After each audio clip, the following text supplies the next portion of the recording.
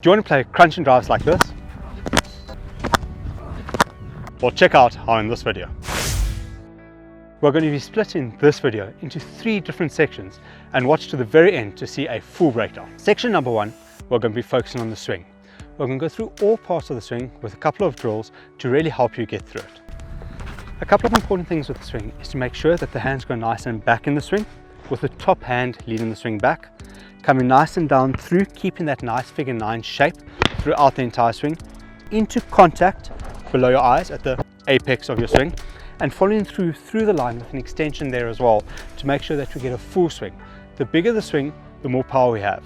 While the hands are completing the swing, we want to make sure that they are following the line of the ball for as long as possible to impart as much energy onto the ball as possible. The first drill we have chosen for this is where the bat is going to be in a preset front foot position with a couple of cones laid out in front of them to help with the bat path. The thrower is going to pop the ball in front of them. They're going to look to hit through, allowing the bat to go through the channel of cones and come all the way back to the start.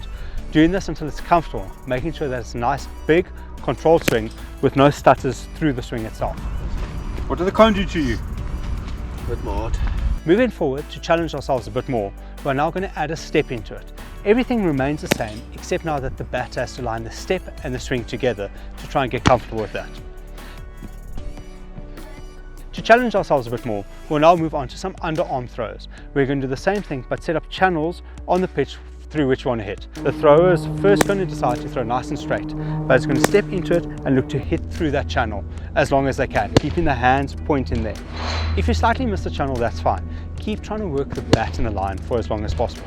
Thereafter, we are going to go to a more off-drive, cover drive region, setting the cones out there, trying to allow the hands to work into that channel a bit longer. This is a bit tougher because hands have to move away from the body and the eyes, but making sure that they follow one line from the swing to the point of contact all the way to the completion of the swing.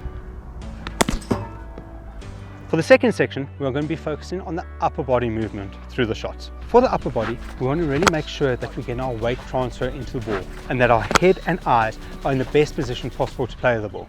This leads into weight transfer and making sure that the head is still at the point of impact. We want the shoulder to dip nice because that generates a nice big swing.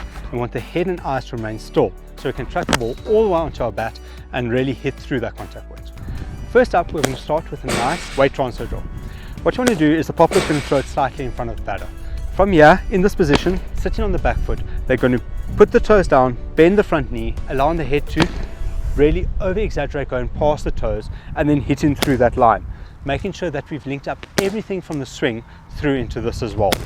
What needs to happen is it needs to make sure that the weight is going through the contact point. If the popper is thrown too wide, try not to hit it because it is going to teach you a bad habit. We want all our lines working together to make sure that we can get the best possible result. The second part of this, we are going to now link a step into it. But what we are going to be doing is we're going to take a ball and nestle it between our chin and our shoulder, our front shoulder. Front shoulder, not back shoulder, that will be weird. Front shoulder. From there, you're going to step forward, and as you get over, making sure you've got a good shoulder dip, you're going to release the ball to drop just in front of your foot.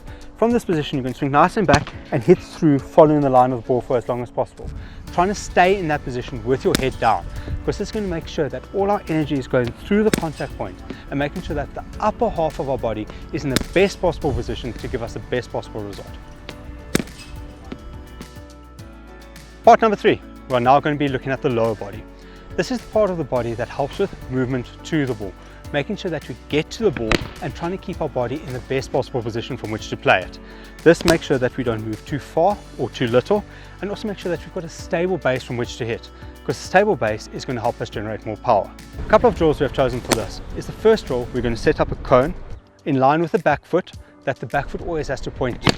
This is important because as soon as that foot turns, the hips will change and it's going to affect everything going through the contact point of the ball, making sure our alignment is off. The second thing we're going to do is making sure that we don't have too much of a big stride. So we're going to set a line of cones in front. Now what we're going to do is we're going to work towards the ball, making sure that we get our head in line and hitting through that when the throw is thrown underarms. Being nice and strong through this position while keeping the back foot still and pointing towards the cone, or in a fielding position towards where point would be standing. What's important is you can still raise up on it, but keep the toes pointing that way, because it's the rotation of the back toes which will cause the hip to rotate, which can cause us to front up and slice across the ball, which can cost us our contact and could get us out in a quick match. Now that we are more comfortable with this, we want to now move into overarm throws. So it's a little bit more game specific with what we're doing, but we still got our reference points to make sure that we can do it well. After every shot, once you've hit, you can check that your back foot's in line and that your toes aren't going past that line that you've created in front. The difference between the overarms and the underarms is that there'll be more bounce because it's coming from a higher point, and it should be quicker than the underarm throws, making sure that we're hitting through that and getting used to the impact of the ball on the bat as we swing in as well. If we can link up our bottom half, our upper half and our swing together, there is no reason why we cannot play a picture perfect cover or straight drive, which we'll be explaining right now. We're first going to look at the movement.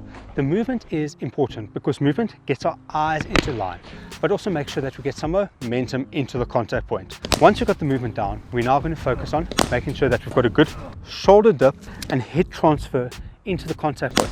While all of this is happening, the hands are starting to extend back into the shot with the bat face slightly open to allow it to come through a nice big arc, because bigger arcs can help us generate power through the swing. From there, we want to make sure that our head stays nice and still over the contact point that we're looking for. The hands are coming down in a nice smooth motion with the shoulder vertical rotation through the contact point to help us generate power through the ball. Hands on contact, following that contact point line all the way and extending to the top, holding that pose while trying not to raise up in the shot to cost us all that momentum we built up prior. Thank you very much for watching this video. A massive shout out to all the members who help make these videos possible. If you want to check out the mental aspect of cricket, check out this video over here.